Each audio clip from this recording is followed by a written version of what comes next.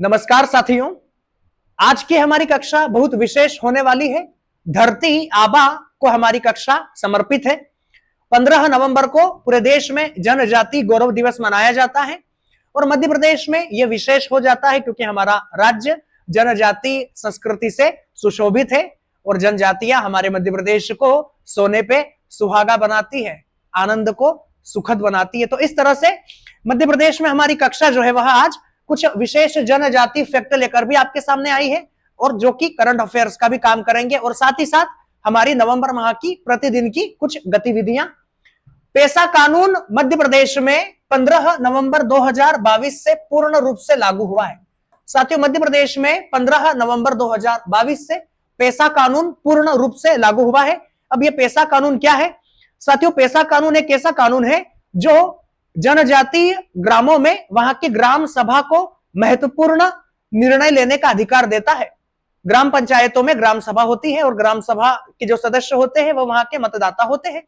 तो ग्राम सभा को पेशा कानून के तहत जनजातीय गांवों में कुछ विशेष अधिकार दिए जाते हैं जो उनकी संस्कृति की रक्षा करते हैं।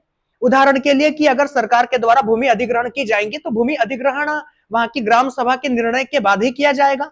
कोई ऐसा व्यक्ति जो उस ग्राम या जनजाति ग्राम की किसी भूमि को गलत तरीके से प्राप्त कर रहा है तो वहां की ग्राम सभा के द्वारा उस पर जो है वह उसका विरोध किया जाएगा या उसे उस जमीन से उसे बेदखल किया जा सकता है। तो इस तरह से पेशा कानून जो है वह जनजातीय समाज के अधिकारों की रक्षा करता है। मध्य प्रदेश में 15 नवंबर 2022 से यह पूर्ण रूप से लागू हुआ है। पेशा कानून लागू करने की सिफारिश दिलीप सिंह भूरिया समिति के द्वारा की गई थी। दिलीप सिंह भूरिया समिति, दिलीप सिंह भूरिया समिति साथियों यह झाबुआ के सांसद रहे हैं। तो दिलीप सिंह भूरिया जी की अध्यक्षता में समिति का गठन हुआ था और पेशा कानून लागू किया गया है। तो यहां से हमें 15 नवंबर 2022 भी याद रखना है और दिलीप सिंह भूरिया। शहडोल, धार, खंडवा और मंडला में ट्राइबल मार्ट की स्थापना की गई है। साथियों, शहडोल में, धार में, खंडवा में और मंडला में ट्राइबल मार्ट की स्थापना की गई है। ट्राइबल मार्ट क्या होता है? तो ट्राइबल मार्ट एक ऐसा बाजार होता है जहां पर जनजाति समाज के द्वारा बनाए गए उत्पादों को वहां पर बेचा जाता है। तो इस तरह से शहडोल, धार, खंडवा और मंडला में ट्राइबल मार्ट की स्थापना की गई है। भगोरिया उत्सव को राजकीय महोत्सव का दर्जा प्रदान किया गया है।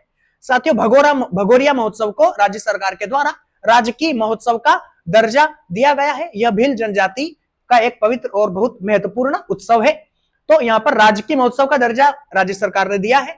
सीधी सिंगरौली में बेगा विकास प्राधिकरण का गठन भी किया जाएगा।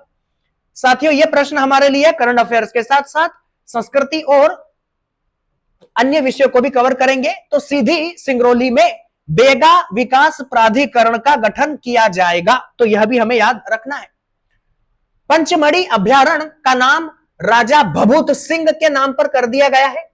साथियों, राज्य सरकार के द्वारा पंचमढ़ी अभ्यारण्य का नाम राजा भभूत सिंह के नाम पर कर दिया गया है। तो पंचमढ़ी अभ्यारण्य अब जो है वह राजा भभूत सिंह के नाम पर जाना जाएगा, जो एक जनजाति राजा रहे हैं, राजा भभूत सिंह।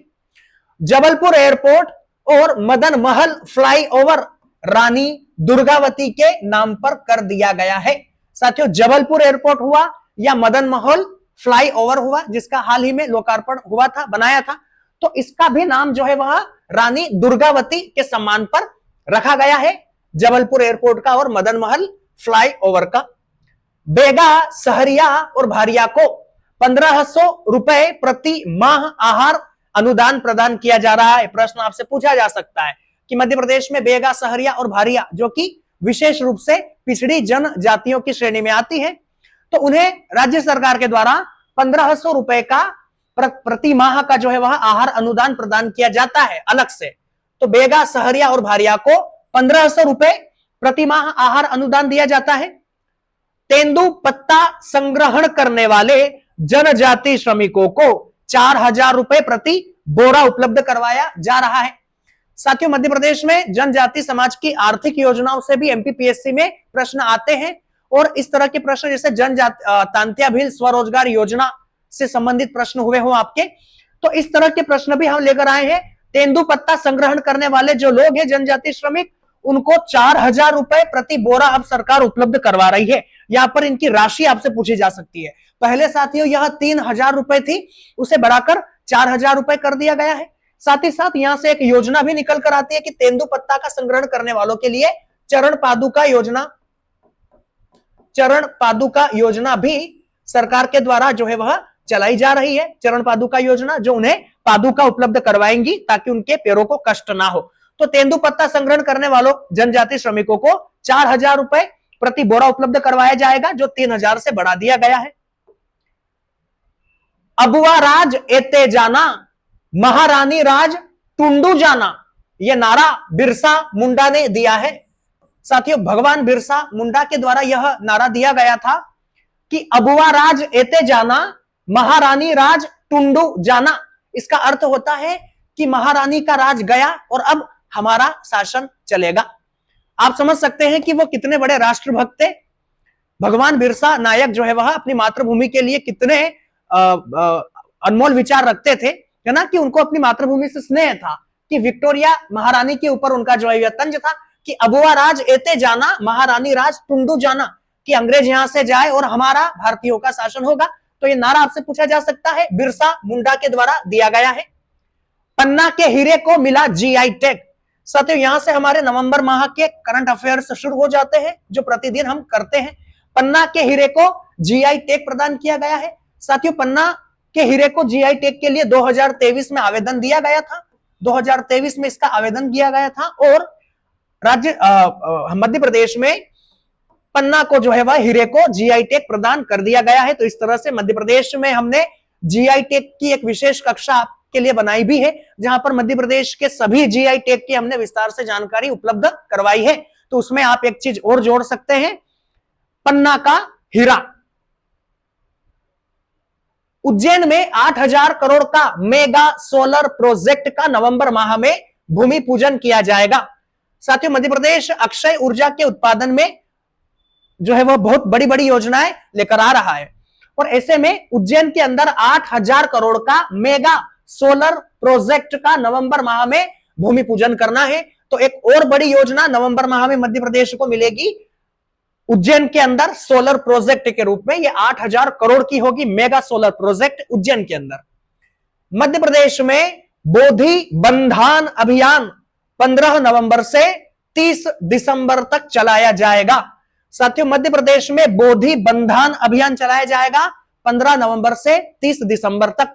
अब यह बोधि बंधान अभियान क्या है साथियों? यह उन गांवों के अंदर चलाया जाएगा, उन गांवों के अंदर इसको चलाया जाना है जहां पर जल के स्रोत है और उन जल के स्रोतों को और गहरीकरण किया जाएगा, उनको बेहतर बनाया जाएगा और जो किसी कारणवश सही नहीं है तो उनको जो है वह उनका निराकरण किया जाएगा ताकि जल संरक्षण बेहतर ढंग से हो पाए या रेन वाटर हार्वेस्टिंग और बेहतर ढंग से किया जाए। तो बोधि बंधान अभियान का जो संबंध है वह जल संरक्षण से है।